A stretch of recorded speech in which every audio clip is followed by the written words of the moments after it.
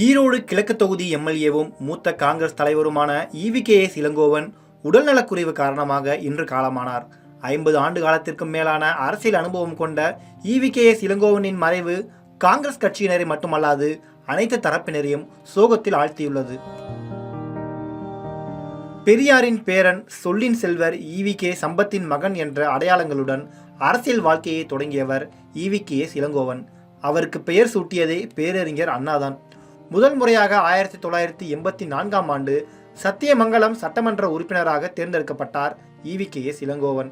நடிகர் சிவாஜி கணேசனின் ரசிகரான ஈவி.கே.எஸ். இளங்கோவன் தனது அரசியல் குருவாகவும் சிவாஜி கணேசனையே ஏற்றிருந்தார். கடந்த 1984ஆம் ஆண்டு நடந்த சட்டமன்ற தேர்தலில் நடிகர் சிவாஜி கணேசனின் பரிந்துரையால் சத்தியமங்கலம் தொகுதி காங்கிரஸ் வேட்பாளராக நிறுத்தப்பட்டார் ஈவி.கே.எஸ். இளங்கோவன். அங்கு திமுக வேட்பாளரை விட சுமார் 2 மடங்கு வாக்குகளை பெற்று வெற்றி பெற்றார். எம்ஜிஆரின் மரணத்தை தொடர்ந்து அவரது மனைவி ஜானகி ராமச்சந்திரன் முதலமைச்சரானார். அவரது தலைமையிலான அரசு பெரும்பான்மையை நிரூபிக்க வேண்டிய சூழலில் காங்கிரஸ் கட்சி ஆதரவளிக்க மறுத்தது. குறிப்பாக பிரதமரும் அகில இந்திய காங்கிரஸ் தலைவருமான ராஜீவ்காந்தி ஒருங்கிணைந்த அதிமுகவையே ஆதரிப்போம் என்று தெரிவித்தார். இதனால் காங்கிரஸ் கட்சிக்குள் கருத்து வேறுபாடுகள் முளைத்தன. அப்போது ஜானகி ராமச்சந்திரன் அரசுக்கு ஆதரவாக காங்கிரஸ் வாக்களிக்க வேண்டும் என்று கோரினார் நடிகர் சிவாஜி கணேசன்.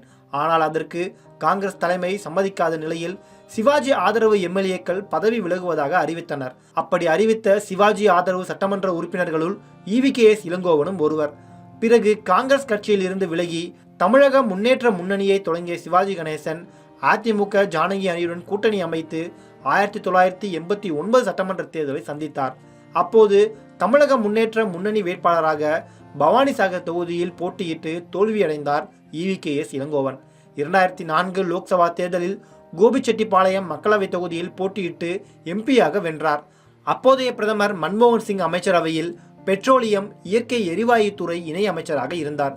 இதையடுத்து வணிகம் மற்றும் தொழில்துறை இணை அமைச்சர், ஜவுளித்துறை இணையமைச்சர் உள்ளிட்ட பதவிகளையும் வகித்தார். மீண்டும் 2009ஆம் ஆண்டு மக்களவைத் தேர்தலில் ஈரோடு மக்களவை தொகுதியிலும், 2014ஆம் ஆண்டு மக்களவைத் தேர்தலில் திருப்பூர் தொகுதியிலும், 2019ஆம் ஆண்டு மக்களவைத் தேர்தலில் தேனி தொகுதியிலும் போட்டியிட்டு தோல்வியை தழுவினார்.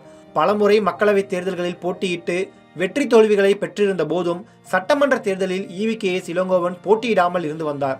இந்த சூழலில்தான் ஈரோடு கிழக்கு தொகுதி சட்டமன்ற உறுப்பினராக இருந்த தனது மகன் திருமகன் ஈவேரா கடந்த ஆண்டு அகால மரணம் அடைந்ததை தொடர்ந்து கட்சியினரின் வேண்டுகோளை ஏற்று இடைத்தேர்தலில் போட்டியிட்டார் ஈவி.கே.எஸ். இளங்கோவன். 38 ஆண்டுகளுக்கு பின்னர் மீண்டும் எம்எல்ஏவாக போட்டியிட்டு வெற்றி பெற்று சட்டசபைக்குள் நுழைந்தார்.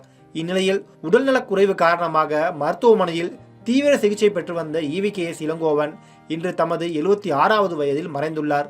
அவரது மறைவு காங்கிரஸ் கட்சியினர் மட்டுமல்லாது அனைத்து தரப்பினரையும் சோகத்தில் ஆழ்த்தியுள்ளது.